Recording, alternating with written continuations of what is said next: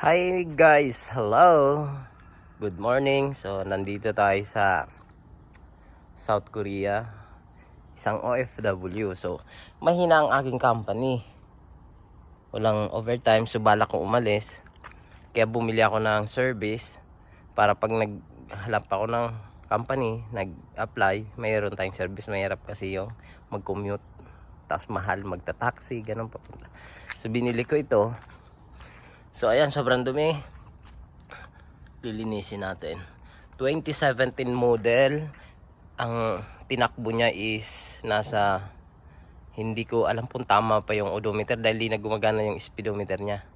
Putol na. Kable kasi siya, hindi siya yung digital. Kasi 2017. Brand ng Korea. Ayan. Daily Road 100 KH. Ay, KR. Ayan, may KR. Nakalagay. KR. Nakalagay. Ayan. Dewo. Production ng Dewo. Dewo Motors. KR Motors. Ganyan. So, ayan. Okay naman yung takbo niya, guys. Lilinisin ko dahil sobrang binabayaan na. Dito kasi sa South Korea, ang isang bagay, isang gamit, pag ayaw na nila, halos mga bago pa, papalit agad, hindi na nila pinapansin, hindi nila lilinisin, hindi sila marunong mag-maintenance, ganyan. Tingnan mo. Tatanggalin ko rin tong anong tawag dyan? Windshield. Windshield. Yan. Shield. Tatanggalin ko. Medyo may ingay. So 100cc. Then hindi naman kakaiba sa ibang scooter. Ayun lang yung upuan. Ayan. So mas marami yung lagayan ng box. Ayan. So pwedeng palitan ng mas malaking box kasi ang laki ng bracket. Ayan, naka-built-in na bracket. Pwedeng tanggalin. So wag na. Okay naman yan. Pamalengke, gano'n. Pwedeng ano. So maglilinis muna ako, guys. Yan. Ayan, anong comment nyo dito, guys? Tsaka ang isa pa rito, hindi ko na itanong dun sa may-ari kung paano, asan ang gas tank. Guys, comment po sa baba kung alam nyo kung paano buksan itong ganitong. Ayan, di ko alam paano buksan yan. Yan yata ang gas tank. Paano buksan. So nabili ko siya ng 400,000 won. 2017 model. Ang ang value ng ang 100,000 Korean won is ang equivalent ng 4,000 sa peso. 400, so 4,000 times 4, 8, 16,000. Tingin nyo, guys. 16,000 sa peso. Double disc. Ayan, front disc brake. Then back disc brake din. Comment, guys, sa baba kung worth it ba yung 16,000 sa ganitong motor. Then ibebenta ko rin ito pag ayaw ko na. So gagamitin ko for paghahanap ng company. Yun ang purpose. Pero pag okay naman siya, yun, tuloy-tuloy na, wag na nating ibenta hanggang matapos yung kontrata, tsaka ako na lang ibebenta. Dahil mahal din yung kotse.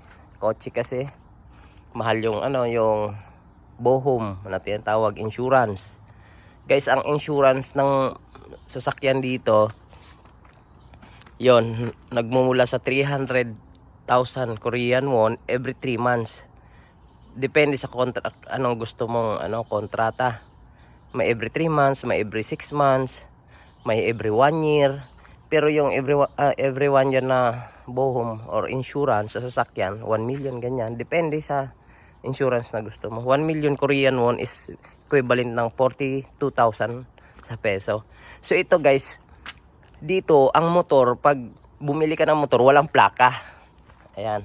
Ikaw ang apply ng plaka niyan sa munisipyo, sa barangay nyo, hindi sa LTO, guys, sa munisipyo. Then mag-a-apply ka ng insurance online din. Ang online ng motor is 260,000 Korean won. So 4 plus 2, 10,000. Pero 1 year na, good for 1 year yung insurance ng motor. 260,000 won. Then pag wala kang violation, wala kang accident na yung insurance mo sa loob ng isang taon, magre-renew ka na lang ng 60,000 won. 60. Yan. Yokmanon. 60. So, per Korean won, 10,000 is 400. 60,000 won, right? 10, 20, 60,000 won. Times 400. Yun na lang yung babayaran mo monthly. Mahal din, no? Kaysa sa Pilipinas, 1,000 ganyan, yung renew. Tapos yung plaka doon, iisa lang. Pag binenta mo, yung isang motor, yung plaka kasama. Dito hindi. Sarili mo, pangalan mo rin yung plaka. Ako, may plaka, mag-a-apply ako sa Jumin Center. Dito sa Korean tawag Jumin Center. Sa atin, munisipyo, ganyan. Sa Pilipinas. Yan, mag-a-apply ka ng plaka. Mag-a-apply ka ng plaka. Tapos pangalan na sa'yo. Pag binenta mo itong motor, yung plaka mo, wag mong isasama. Okay, ganon po. Dito ang proseso dito sa South Korea. So okay guys, hanggang dito na lang. Comment sa baba kung worth it ba yung 16,000 sa motor na to. Then yung gas tank, di ko alam kung nasaan. Buti may gas pa. Tatanong ko na lang sa gas station. Comment nyo rin sa baba kung saan ang gas tank nito, kung paano buksan. Ayan. Again, yung brand nya, Dili Road 100 KR. So bye bye guys. So linis muna tayo. Paligid, walang trabaho Sunday ngayon. Wala nang trabaho Sabado, walang overtime. Sige, bye bye guys, bye bye. Thank you for watching, bye bye. Subscribe na rin guys. Thank you, God bless.